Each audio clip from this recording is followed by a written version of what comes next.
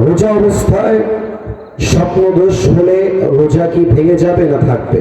এটা খুবই গুরুত্বপূর্ণ প্রশ্ন, যুবকদের জন্য অনেক বেশি দামি প্রশ্ন। ঠিক আছে না যুবক ভাইরা, কথাটা আমার? আচ্ছা বোঝো, স্বপ্নদোষ হলে রোজা ভাঙবে কিনা।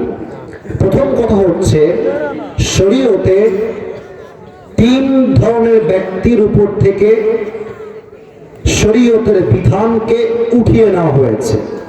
রুফিআল কলম আন সালাসাতিন, তিন ধরনের ব্যক্তির উপরে শরীয়তের কোনো বিধান জারি হয় না।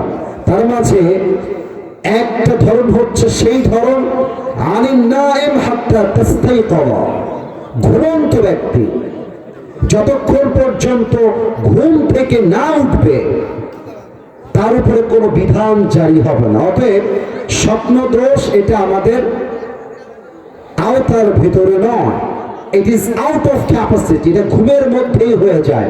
অতএব স্বপ্নদোষ হলে রোজা ভাঙবে না, তবে গোসলটা ফরজ হয়ে যাবে।